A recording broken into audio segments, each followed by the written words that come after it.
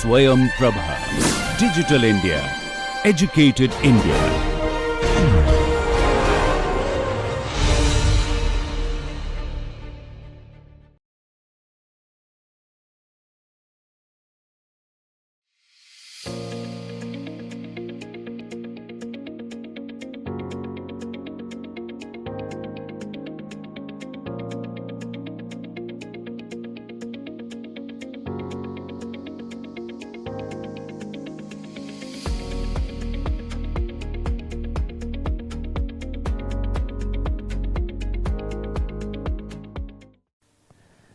Hello dear friends, welcome back to NPTEL online course on logistics and supply chain management. So we'll continue our discussion on inventory management, and in the last session we discussed about the definition, we discussed about the various terms we are using, and then we discussed about the inventory planning process, what are the different elements in that. So in this session we'll see what are different methods we can use for managing the inventory. We will talk about a zero inventory model as well, we will talk about vendor management inventory as well, ABC analysis, how we can implement the Pareto analysis to manage the inventory, and then we will just compare a little bit inventory management with queue management. Obviously, queue management is altogether different chapter, and we used to discuss that in queuing theory in operation research, right. So, yes, we have different methods to manage our inventory, right, and again that is how much you want to carry, what is the market demand, what are the uncertainties, what are the capacity available, warehousing capacity, what are your production requirements. Depending upon that we have different models, right, and then obviously these methods, some positives and negatives will be there. So one by one we will discuss all these four methods, right. So yeah, so first is just in time. So this just in time system was obviously when we talk about the quality concepts or major intervention in manufacturing, so Japanese organizations are kind of leader, and Japanese organization Toyota Motor, and we talk about Toyota production system, right, and their contribution in terms of quality matrix and in terms of the production practices they are implementing is huge, marvelous. So this just in time system somewhere in 60s and 70s they try to implement, and the obvious purpose was to increase the efficiency and decrease the waste. So that means just in time means when your this inventory is required, only then you will purchase the inventory, right. When it is required, you will supply the material. So that means you will be efficient because no requirement of keeping the inventory. Like we discussed in the last session, you are keeping 10 crore inventory always with you. You go to any big bazaar shop or Vishal Mega Mart or those one kind stop solution, how much inventory they are maintaining. But yes, they have to keep the inventory because there are so many different products from different sellers and manufacturers are coming. Obviously, when customer is going, then you cannot, so that zero inventory concept cannot be implemented there. But yes, we in manufacturing system, production houses, we can define some of the items, large value items where we can go for zero inventory, we will be more efficient. And the second point here is when we are talking about zero inventory, we will not produce any waste, means keeping product or raw material in inventories, we damage the inventory. Many times this happens, right. When you are handling, you are shifting from one point to other point and then keeping it, that inventory is waiting for the process. So then you will be producing waste. So how this is possible? Your zero inventory just in time, when you have your production planning and control, PPC is working so close with the marketing team, sales team, with the trend analysis, data analytics, that they can configure the demand function so accurately that whatever is required they know in advance. And when they know in advance, obviously then this can be delivered when required if your relationship with customer is supporting that, right. So that if you are maintaining zero inventory, no money is tied up there, you can reduce waste, and as well no storage requirement will be there, and obviously in that insurance cost is also there. We are keeping this with us, and then we are ensuring the raw material inventories, right. So that also we are paying for that. Yes, approach is risky, not little bit risky, high risk is there. What if an unexpected spike in the demand will be there? So how you will manage that? You cannot manage that, right. So chances are there you will be stock out in the market. So examples who are implementing just in time, Toyota has implemented just in time to reduce waste and increase efficiency, and I talked about Toyota production system is very big example and benchmark for all the manufacturing system. Dell computers also, because they were initially, now they are changing their model, but initially built to order.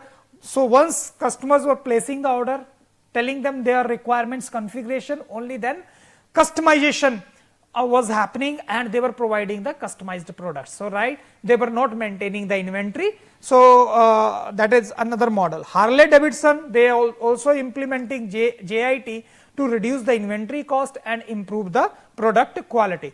Quality, how it will be improved? Because as the material is coming, you are not interrupting in between, interfering in between, you are smoothly you are supplying on the production line. So you can keep the quality intact, right. What are the advantages? No inventory, no cost, improved cash flow, because now cash is not required to buy the inventory. Supplier relationship, this is positive as well. You need to have very close supplier relationship, not only relationship, physically also they should be very close to your manufacturing unit. If directly from their production plant the material, raw material is coming to your production line directly, that means they should be very near physically. Efficiency and productivity will be there, and quality products will be delivered as I mentioned.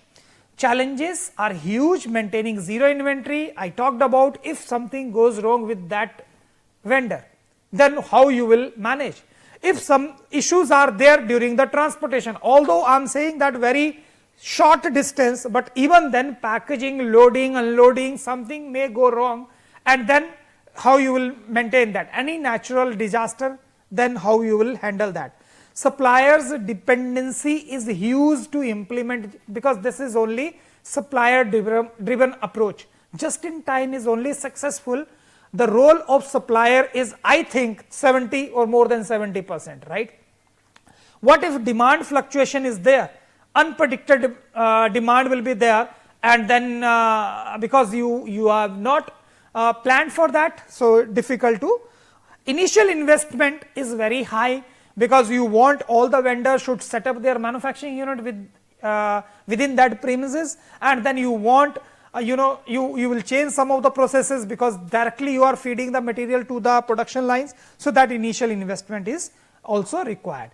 The another concept of managing inventory is MRP, material requirement planning, and we have different softwares, and we are using also enterprise resource planning, we are using SAP solutions also. So usually material resource requirement planning we are doing when we have so many components in numbers, and we are using huge quantity, right. So to keep the record of every unit moving from here, from production line to semi-finished product, and then to the packaging and packaging, then you are moving to the forward supply chain. So you need to keep the track, right. So material requirement planning is very, very important in those kind of manufacturing processes, where heavily you are using the raw material components, and many components are there. So obviously this will work properly when you will integrate your production schedules very closely with your inventory, and that how will happen when PPC is raising the bill of material bomb to store department. So they know that in advance that for this month this is we are going to deliver in the market. So for first week we will deliver this much to the market. Out of first week, first 3 days, day wise will define the schedule. After that, the break wise, first half, second half, how much we are going to produce. This is the role of PPC, production planning and control, becomes very, very important. If you take the example of Sky manufacturer, they are using MRP. So obviously material requirement planning, they will see how much plastic they have fiberglass, wood, aluminium, whether they are maintaining the proper stock or not, right. So, obviously, this will work only when your forecast is very accurate or near to accurate, right. So, heavily depending on sales forecast. So, examples, Toyota again, because they are implementing lean manufacturing, so they are utilizing this material requirement planning. Intel is also using that. Again the semiconductor manufacturing supply chain is also very complex, and initial plant setup requires huge investment. So, they are utilizing this everywhere. They cannot open these manufacturing units.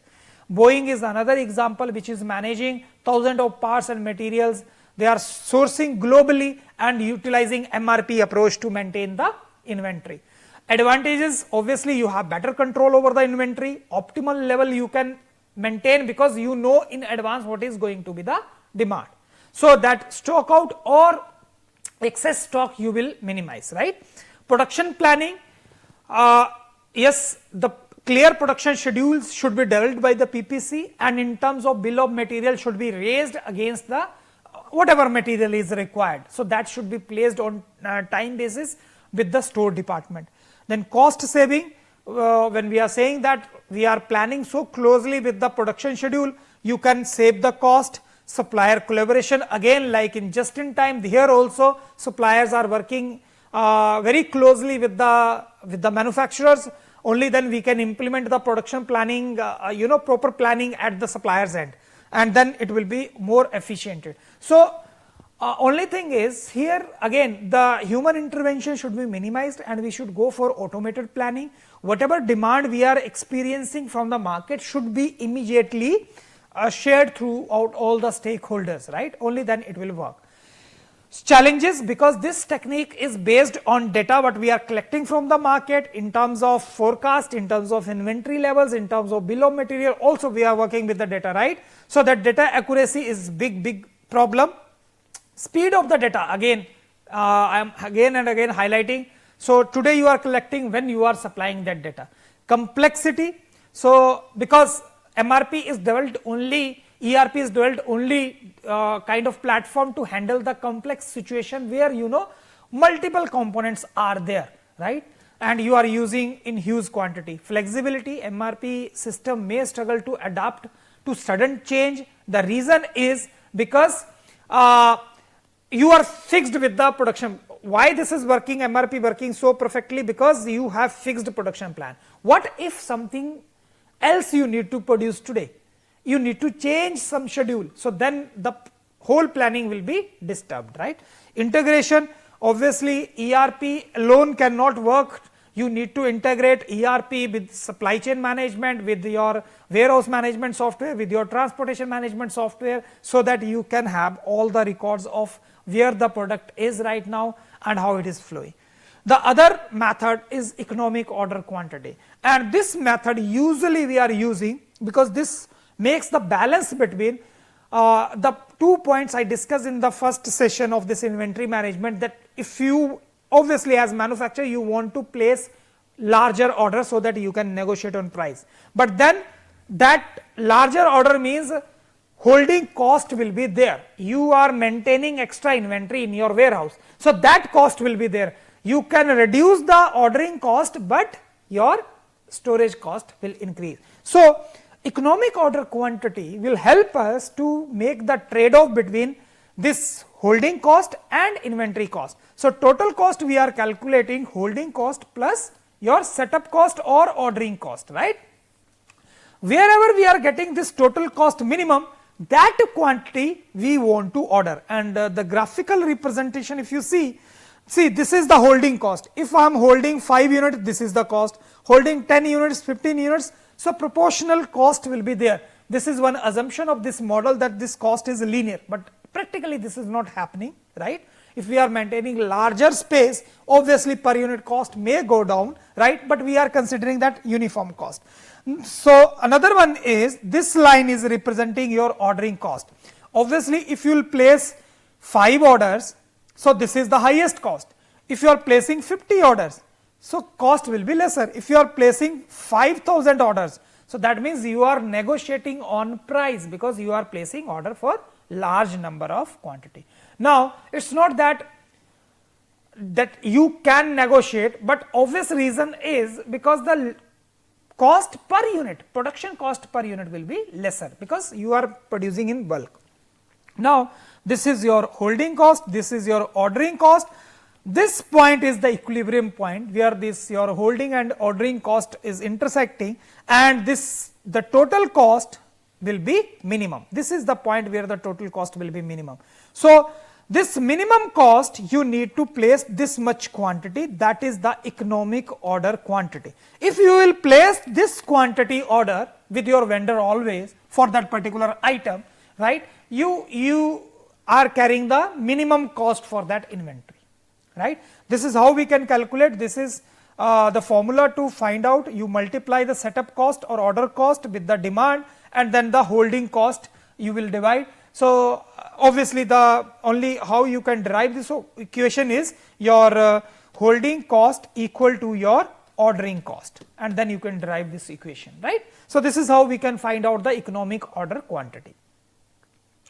So some examples, you talk about the largest retail industry, Walmart giant, they are implementing this, grocery stores, Tesco is another example who are beautifully implementing economic order quantity.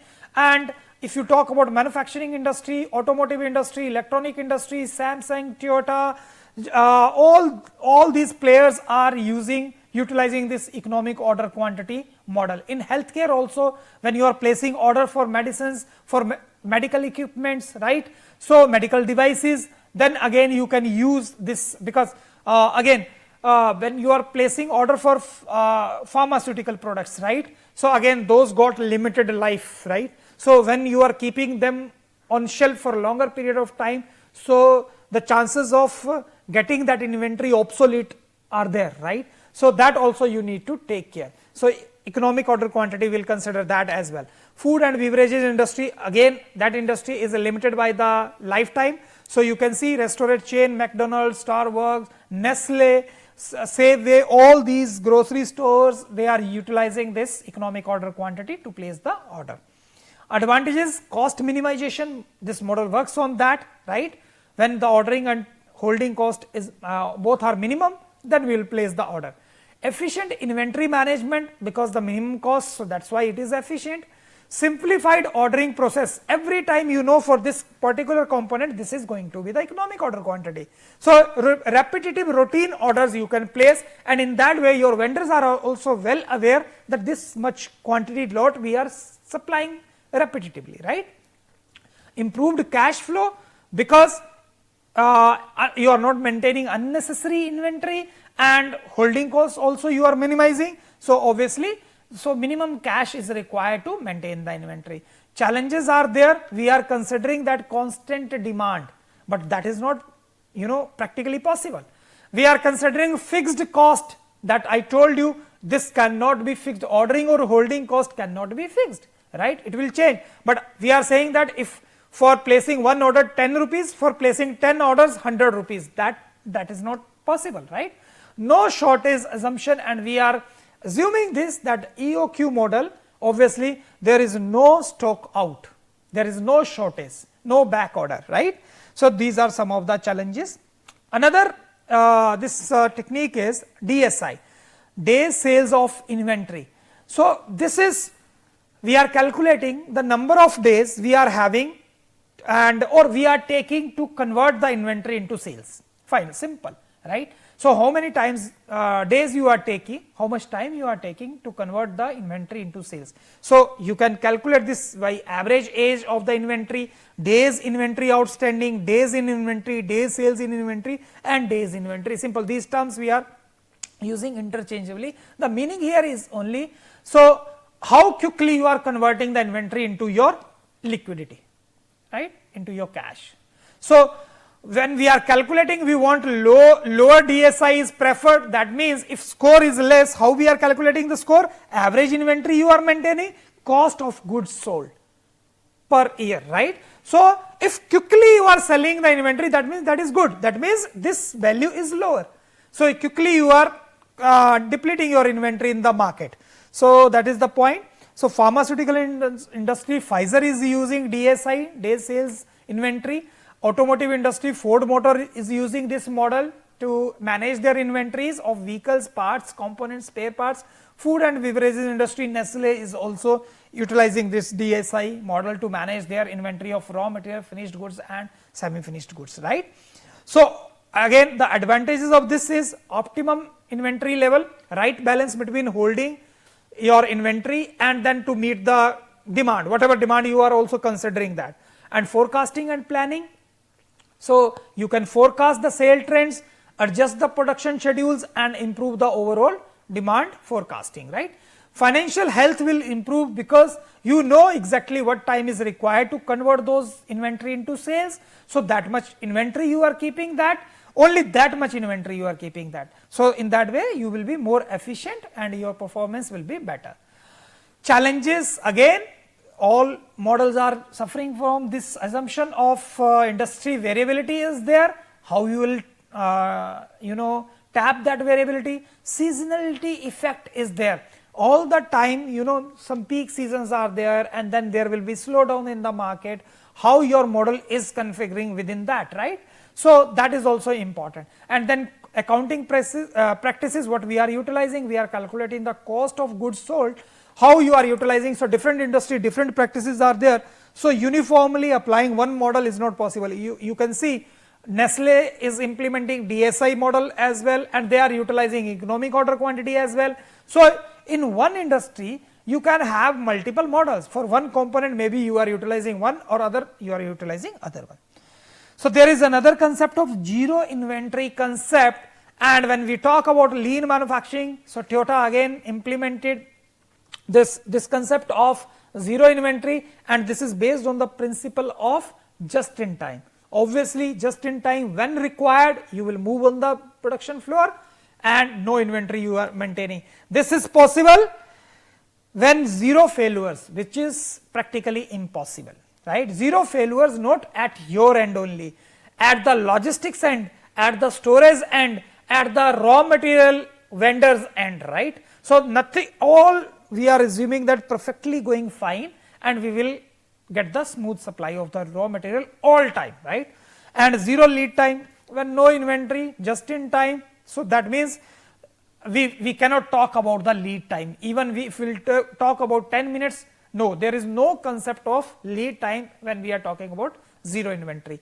Obviously that will address the cost will be reduced, we are not carrying, no carrying cost, no holding cost, no damage cost, no waste cost, no insurance cost, and we will be efficient, streamlined processes. We are intact with your production planning and control, your schedules, production schedules are clearly defined and you are efficient because everything is standardized, and when things are standardized in the production floor you are efficient. Working capital, minimum capital is required, or in fact zero inventory, no capital is required. So that capital you can invest somewhere else, right. Risk mitigation, less inventory, suddenly let us say there is no demand from the market, right. So then you are maintaining extra inventory. In that case anyhow you have to consume the inventory, like what happened in the bike industry when BS3, 4 engines were banned. So they sold the bikes almost half price. The reason was, otherwise what they will do with those products, right, after that, because Supreme Court banned all those engines. So that means you produced extra, so that inventory you were keeping. So zero inventory, that means you can avoid those situations. And customer focus, customer, whatever customer requires, you are providing the customized product, customer are also feeling satisfied and they are loyal customers then. So how it will work? Demand driven production, whatever demand is there, so there is no such concept of forecasting. So speculative process is not there. We will implement the pull system, not the push system. Pull system means when the customer will arrive, will place the order, will start processing the things, right. No inventory is maintained in between. So it's not speculative, it's not reactive process, right. We are not forecasting anything. So small batch size will be there. Obviously production will be done in small batch because we are not sure about the demand and we don't want to keep the inventory. So continuous improvement is required to eliminate waste, improve processes, optimize production and delivery times. And for inventory management, supplier got huge role, right? So zero inventory is only possible when your suppliers are ready to move or move the material as and when required. Challenges, limitations are huge, market volatility that you cannot consider. If any disruption in the market, change in the demand pattern, so that is how you will see that. Supplier dependence is very high because we are only getting the material when it is required. Anything goes wrong at that point and we are not maintaining inventory, that means you have nothing to process. Timeliness, highly efficient and reliable logistics is required. Even if 10-kilometer distance you are traveling, very near, your vendors are very near, so even then you have to be very efficient. Coordination is required for purchasing, production, sales department, all data should be shared throughout. Then contingency planning, obviously when we are not maintaining any inventory, so how you will plan those situations, right? So very difficult for those situations, that's why we are keeping some stock. Advanced system, if you talk about the softwares, obviously we need to go for the advanced system so that we can automatically plan the things. Data accuracy, accurate and real time data is required, that is the base for implementing this zero model. And if you see, we have some custom made orders. If you go for ordering shirt or trouser, if you visit Raymond store, although they are maintaining the piece of cloth, but yes, once they will take the measures, then they will start tailoring your product. So middlemen like Amazon, it's not purely they are maintaining zero inventory, but yes, inventory led model is also there and zero inventory model is also there. And inventory led model is also there, right? So inventory led model means where they are maintaining the inventory in their distribution center, so that if any vendor customer is placing the order, you can move the inventory immediately. But zero inventory, where the sellers are directly keeping the inventory and they are directly moving the product, in that way we can say this is the example of zero inventory. So another example concept is vendor managed inventory, where vendor is managing the inventory at the manufacturer end. We are manufacturer, we are outsourcing so many different components, raw material from different vendors. It is the responsibility of the vendor to manage that. Now what are the points for suppliers and customer? When we are saying that supplier is only managing, that means optimized performance along the supply chain. Now supplier is very clear with the information, because it is depending upon him only to provide the smooth supply of the raw material. As a manufacturer, I should be always in with the raw material, right? There should not be any stock out, right? So it's the sole responsibility of the supplier, and obviously when supplier is taking the responsibility of the inventory, so that means improved service level. So that long term relationship will work for the supplier, and they know that as long as the Maruti Suzuki is surviving, we as JK Tire, MRF Tires or any other is surviving, because we are selling them tires for as a raw material component. And for customer, or I was quoting customer as manufacturer here. So for manufacturer, there is no point of stock out, because now someone else's responsibility. No misunderstanding in communication, even that communication of placing the order is not required. Manufacturer is not placing the order, right? So only supplier will figure out how much is required, when is required, and then that enhanced service level is provided. So you can see that work is eliminated from the manufacturer side. Your whole team is working, purchase department is working to get the supplies, so that you can minimize. We have another model, ABC analysis, which we can utilize to manage our inventories, and this model divides the overall inventory, all the raw material components. If you are using 1000 components, will divide into 3 categories, A, B, C, and Pareto principle is used. Here you can see A is which is minimum in numbers, but the value is maximum. B is somewhere in between, moderate quantity you are using, moderate value of acquiring those raw materials. C is huge in numbers, but yes, they are contributing very less to overall value. So, to be see this categorization and percentage may change industry to industry, but yes, 80-20 rule of Pareto principle is applied here, where we say that 20% are things are happening because of the 80% of the, or 20% of problems, 80% of the problem is because of the 20% of the reasons. So, if we will address those 20% reasons only, rest 80% life we can sort out. So, this again, this percentage is not fixed, sometime it may go that 20% those A category products are contributing 70% towards the overall value. That means, if you are spending 100 rupees to get your raw material, 70 rupees these only 20% items are taking. B category in between, where 30% is the volume or numbers, but only contributing 25%. This can be 30, 20 or 25, maybe 20, right? That depends upon the nature of the industry. Category C is large in numbers, but only 5% they are contributing. This 5% can also be 10% in few industries, right? So, that depends upon the industry to industry how you are categorizing, but the overall picture is A is minimum number of components quantity required, but contributing to the maximum to overall value, the cash or capital you are investing to get that material, right. So, towards the end we will just quickly we will see in production manufacturing we are talking about inventory management, in services we are talking about queue management. The only concept is we cannot inventorize our services for later use, but in product industry we can make the inventory of the products and we can sell later on. So, nature of the offerings, obviously here we are providing the physical products, no tangible product, only services experience you are getting. Inventory management, here it is required, you can do, but here you cannot do, here we are doing the queue management, right.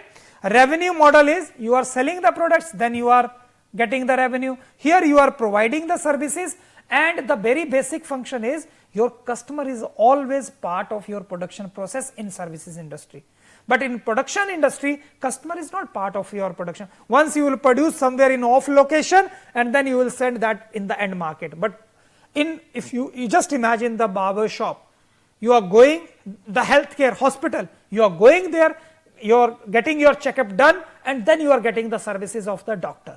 Pharmaceutical is product industry, right? That is not health. The healthcare is only I am talking about where consultancy services you are getting from the doctor. Manufacturing and production, like I told you, involves manufacturing and production process. No manufacturing and production process. The delivery of the services is manufacturing only. We can call it manufacturing, right? And while we are delivering the process services, we are manufacturing. At the same time, consumption of the services are happening because customers are part of your this manufacturing process. So, no physical storage in services, delivery process, because it is happening at the time of production, right. So, in case of production we are producing and then we are delivering. So, there is no in between supply chain or middleman which can do that. Tangibility, these are intangible obviously. After sales services are required here. Here after sales services are not required, only I can record your experiences, your feedback, your inputs, negative, positive, and then maybe next time I can improve. Only experience you are getting out of my services, right. So, this is how you can just compare, but yes, queue management, when we talk about, there is queue theory, right. Queuing theory, where we discuss about how we can manage the long queues channels, right. We can open temporary service channels just to manage long queues, or if there is short queue, there is no one in the queue, how we can allocate that service channel to something else, right. So, these are all references you can just go through, right. So, that is all for inventory management. Thank you very much.